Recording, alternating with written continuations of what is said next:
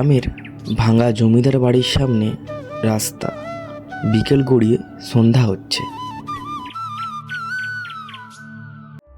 আকাশ, রাজু আর বিপ্লব কাঁধে ব্যাগ নিয়ে গ্রামের মেঠো পথ ধরে হাঁটছে।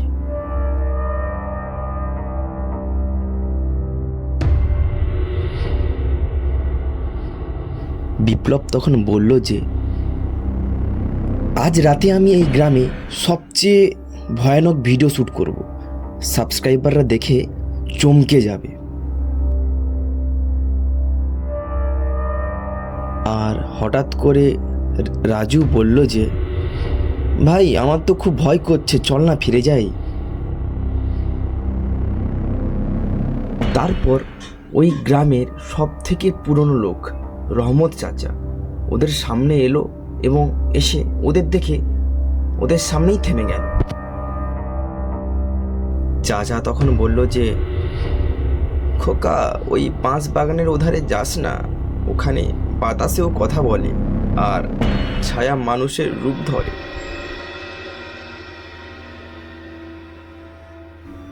অবশেষে চাচা চলে যান, কিন্তু বিপ্লবরা হাসাহাসি করে ওইসব কথা কানে নেয় না। এক কথায় ওইসব কথা হাওয়ায় ভাসিয়ে দেয়। তারপরে ঘন বাঁশ বাগান, চাঁদ মেঘের আড়ালে ঢাকা।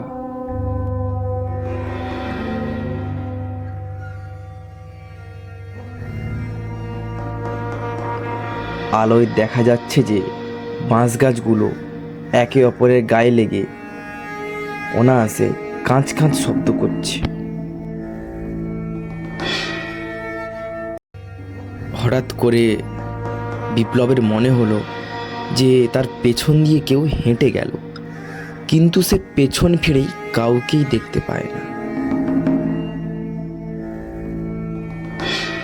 বিপ্লবের হাতে যে ক্যামেরাটা ছিল, সে ওই ক্যামেরাটা চেক করে দেখলো একটা লম্বা সাদা কেউ যেন তার পেছন দিয়ে হেঁটে গেল।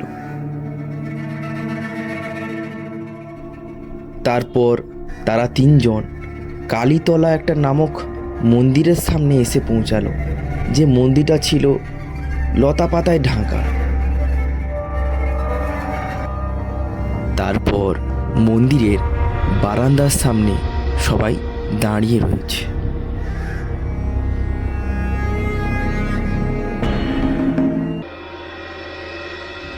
তারা লক্ষ্য করলো যে মন্দিরের এক কোণে ধুলো মাখা একটা বড় আয়না রাখা রয়েছে।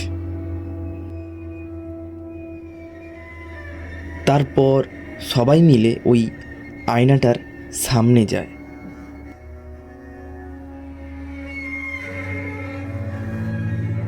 তারপর রাজু লক্ষ্য করলো যে ওই আয়নার ভেতর থেকে এক অশুভ হাসির আওয়াজ ভেসে ভেসে আসছে।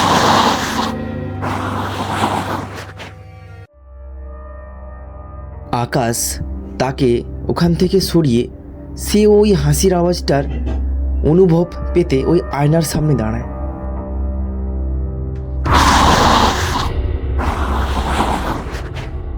আর ওই মুহূর্তেই মন্দিরের চারপাশ থেকে এক মহিলা কণ্ঠের আওয়াজ ও এক মহিলা কণ্ঠের কান্নার আওয়াজ তাদের চারদিক থেকে ভেসে আসতে থাকে, এবং চারপাশের গাছপালাগুলো যেন ওদের দিকেই তাক করে এগিয়ে আসছে।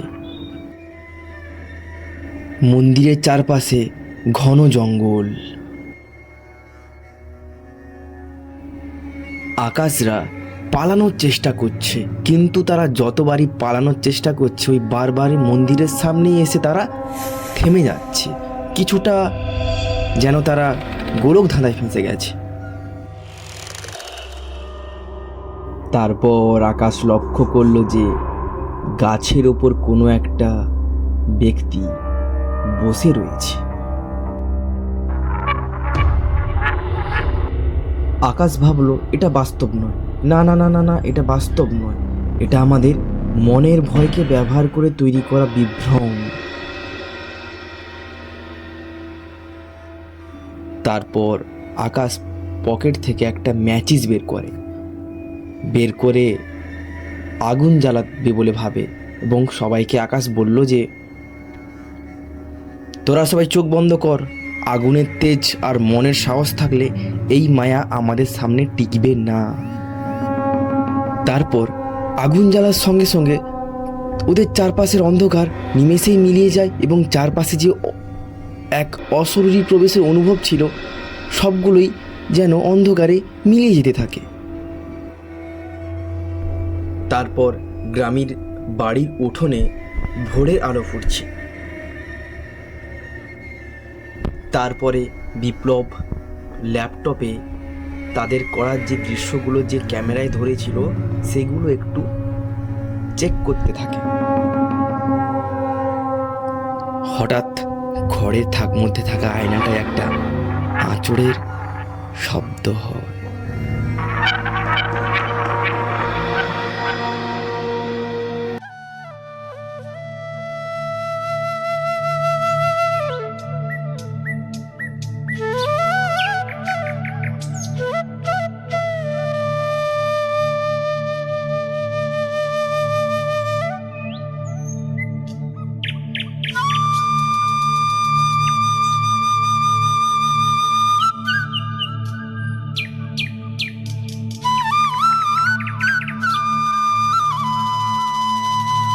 সো হ্যালো বন্ধুরা, এই ছিল আজকে আমাদের স্টোরি। আপনাদের স্টোরিগুলো যদি আপনাদের ভালো লেগে থাকে তো চ্যানেলটি সাবস্ক্রাইব করবেন এবং পাশে থাকা বেল আইকনটি প্রেস করে অল করে দেবেন, যাতে আমরা আরও গল্প আনলে আপনার কাছে খুব তাড়াতাড়ি পৌঁছে যায়। তো আমাদের যে ভিডিওগুলি আছে লাইক শেয়ার সাবস্ক্রাইব করতে ভুলবেন না এবং আপনার যত ছোট ছোট বন্ধু রয়েছে ওদের মধ্যে শেয়ার করে দিন এবং আমাদের পাশে এইভাবেই থাকুন। আমরা আরও অনেক চমৎকার গল্প আপনাদের জন্য আনতে থাকবো। ধন্যবাদ।